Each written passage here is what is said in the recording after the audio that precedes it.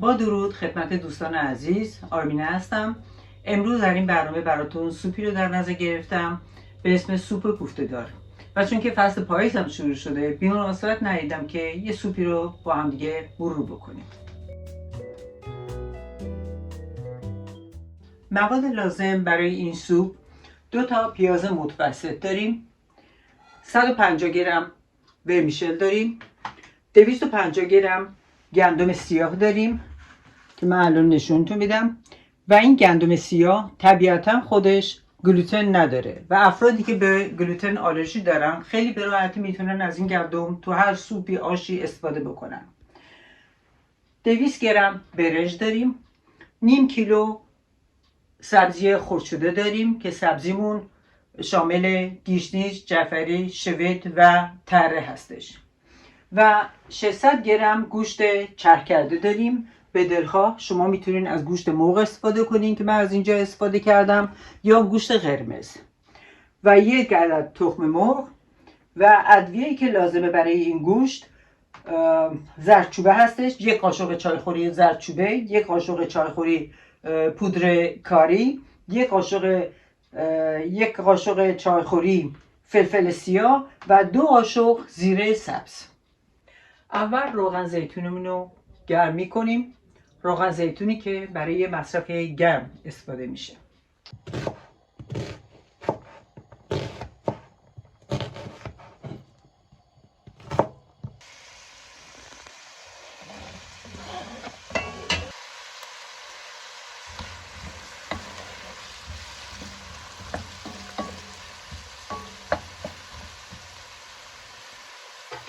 در اینجا گندم سیاه رو به پیاز داغمون اضافه میکنیم. من اکثر غلات رو وقتی میخوام توی سوپ بریزم با پیاز داغ کمی تفتش میدم که این باعث میشه که خیلی زیاد له نشه توی سوپ. بعد ورمیشل رو اضافه میکنیم به پیاز داغ و گندم سیاه و خود هم بزنیم تا یه مقدار رنگش قهوه‌ای. در اینجا روبمون رو به پیاز داغمون و ورمیشل اضافه میکنیم.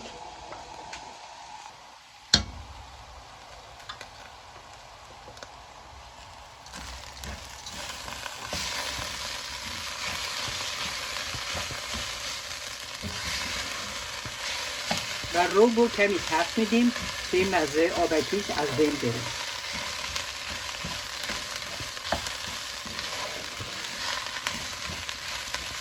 در اینجا آب رو به سوپمون اضافه میکنیم.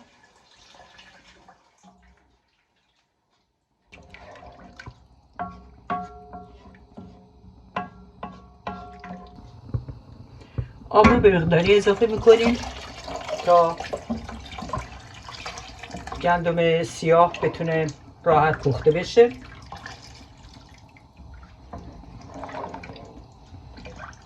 و در قابلمه رو میگذاریم تا اجازه بدیم موادمون بپزه.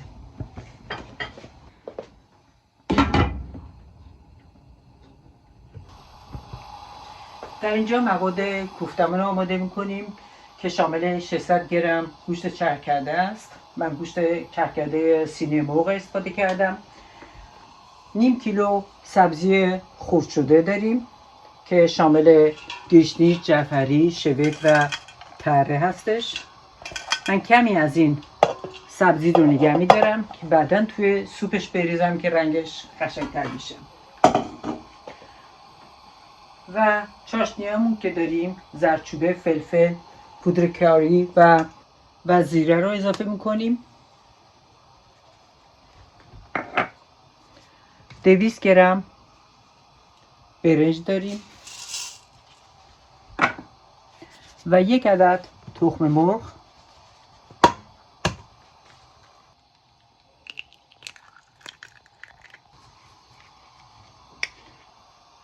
و نمک، 1 قاشق غذاخوری.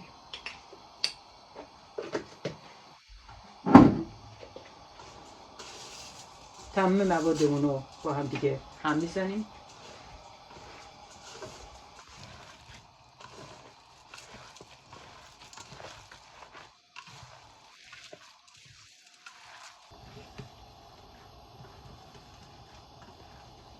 و پودر چیلی رو در آخر اضافه میکنیم، البته اگه کسی غذای تند دوست داره.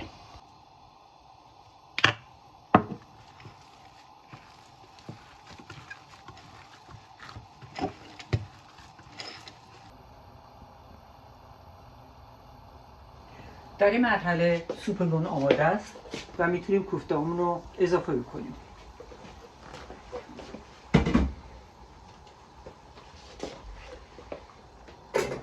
برای اینکه کوفته‌مون به دستمون نچسبه کمی آب آماده میکنیم که دستمون رو با آب خود خیس میکنیم.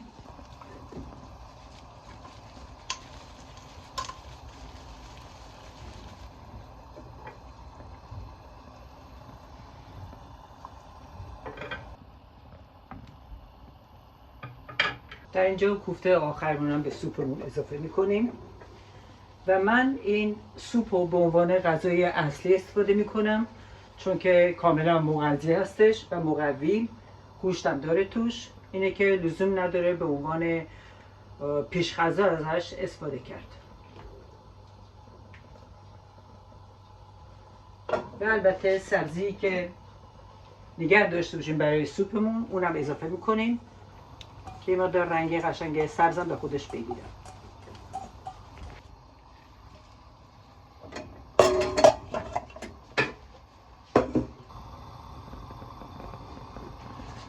در اینجا در قابلمه رو هم میذاریم و اجازه میدیم سوپمون به آرومی بپزه.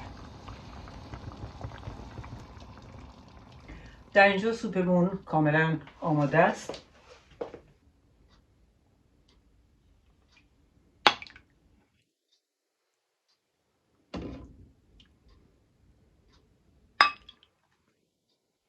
در اینجا سوپمون رو تست میکنیم که میدونم خیلی خوشمزه شده چون که موادی که توی این سوپ ریختیم واقعا مغذی و خوشمزه است.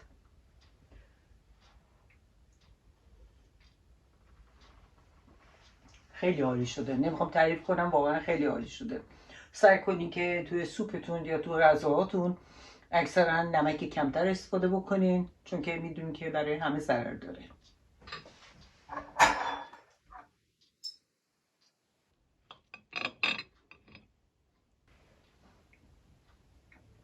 گوشتمون هم کاملا پخته است و زیره‌ای که توی کوفته اضافه کردیم واقعا خیلی مزه به خصوصی به این گوشت داده.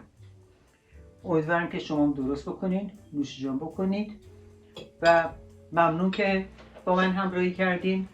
تا برنامه آینده، به امید دیدار.